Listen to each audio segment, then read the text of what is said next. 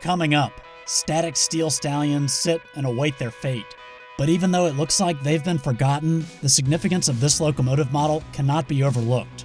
We're going into the woods and back in time a few decades to see how units like these helped General Electric dominate the locomotive industry. All that and more is next.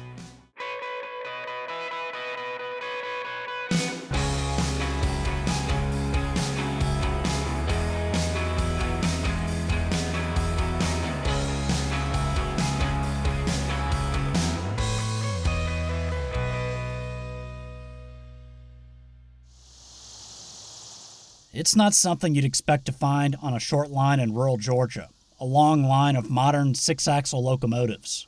But here they are. 10 of these blue beasts sit on this sidetrack in Monroe, Georgia. This right-of-way is part of the Great Walton Railroad, which operates between Social Circle and Monroe. The railroad has some interesting power of its own in Social Circle, including high hoods and engines from various fallen flags. I also found this old remote control unit in a field nearby, or at least what was left of it. This thing once pulled Kansas City Southern work trains. Back in Monroe, these big road diesels sit on this track with an old Jeep and a General Electric center cab switcher. Long before GE dominated the locomotive market, they were making these small switch engines, in addition to components for other locomotive manufacturers. Oh, and by the way, they also built huge, extremely powerful electric locomotives and gas turbines. The history of those might be worth a future video. Anyway, some of the company's little switchers were bought by railroads while others worked for rail-served industries. This one, a GE 50-tonner built in 1948, is still very active and pulls the museum train at the Southeastern Railway Museum in Duluth, Georgia. This was the most popular center cab switcher GE made, the 44-tonner. And this one also resides at the Southeastern Railway Museum. GE would eventually enter the diesel road locomotive market in North America in 1959 with this, the 2,500 horsepower U-25B. The U stood for Universal Series, but these engines became known as U-boats. Over the years, GE locomotives would get bigger and more powerful.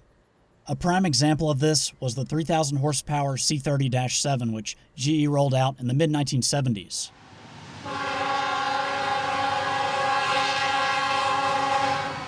Fast forward to the early 90s, and North America got this, the 4,400 horsepower -9. It helped make GE a frontrunner in sales over its competitor, General Motors' Electromotive division.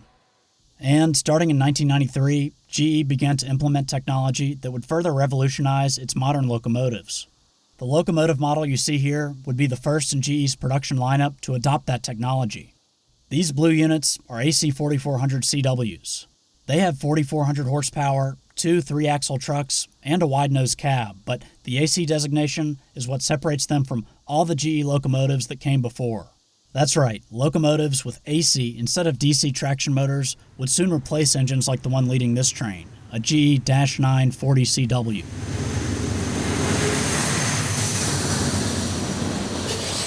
But honestly, it's hard to tell these locomotives apart without a really close look. The primary external difference is a large box behind the cab on the left side of the AC 4400 CW. This contained components for the model's AC traction equipment. But to understand the internal differences, we first have to look at GE's main competitor in the 20th and early 21st century, General Motors' Electromotive division.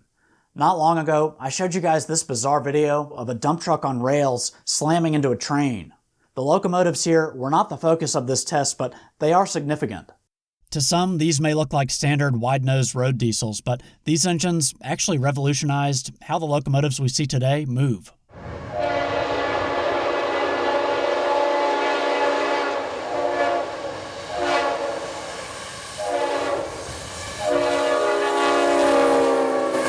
Okay, so if you didn't know, pretty much every freight train you see today in North America is powered by a diesel-electric locomotive. To put it simply, a diesel engine generates electricity that powers electric traction motors. Many, but not all diesel-electric locomotives have one traction motor per axle. For decades, those motors were direct current, or DC. However, AC or alternating current motors provide better adhesion, or less wheel slip. They're also more reliable, simpler, more rugged, and more efficient than DC motors. However, they are expensive, but despite the cost, in June of 1991, EMD released the first two SD60 Max, and two more rolled out in September of 1992. Images and captions on Progress Rail's website show how important these prototypes were to the company's history. Electromotive Division was once part of General Motors.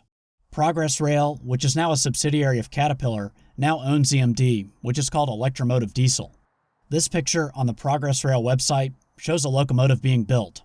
Under the side cab windows, it appears to say Mac 1. This photo shows the new locomotive was still very much a General Motors product, but they also teamed up with German company Siemens to help develop the AC traction technology. The SD60 Max would be tested here at the Transportation Technology Center.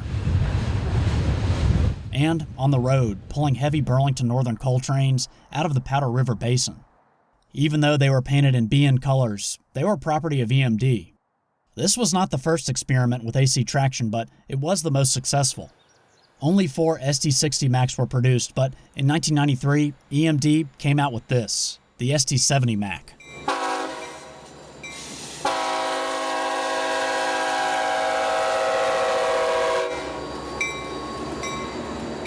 GE was not far behind though. 1993 was the same year they came out with the prototype AC4400CW.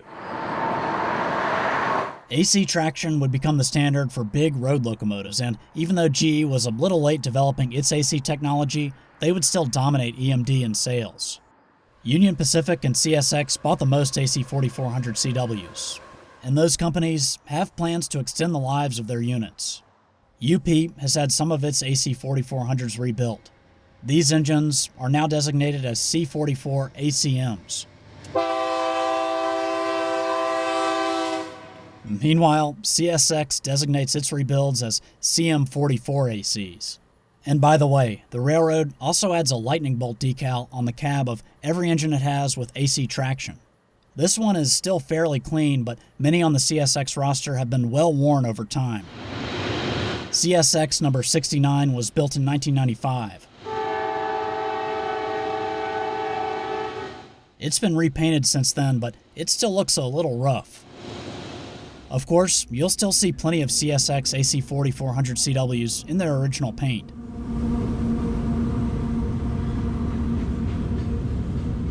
And if you didn't know, these days, GE's Evolution Series locomotives rule the rails in North America. Oh, and one more thing. GE sold its locomotive business to Wabtec in 2019. Back in Monroe, these CEFX units appear to be in decent shape, at least on the outside. They were built in late 2001 and are not all that old by locomotive standards. CEFX, or CIT Group Capital Finance Inc., leases locomotives out to railroads. Right now, these things are parked next to Power Rail locomotive services. And just a friendly reminder, this is all private property, so don't go out there and trespass. According to its website, Power Rail offers locomotive rebuilds, overhauls, and mobile maintenance. They say they're also a manufacturer, remanufacturer, and distributor of aftermarket locomotive parts and components. But it looks like these blue engines won't face the scrapper's torch. According to ns-9.com, they've been acquired by Norfolk Southern.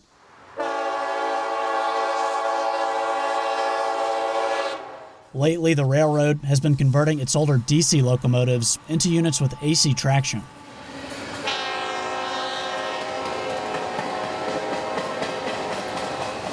Of course, a conversion won't be necessary on these engines, and I think they'll fit right in on Norfolk Southern's roster. Most of you have probably seen the 2010 Denzel Washington film Unstoppable. The movie's main antagonist, a runaway train, is led by GE AC4400CWs. These were repainted and leased from Canadian Pacific. So yeah, this locomotive model definitely left its mark in the real world and on screen. Anyway, that's it for now. As always, thanks for watching, and I'll see you next time.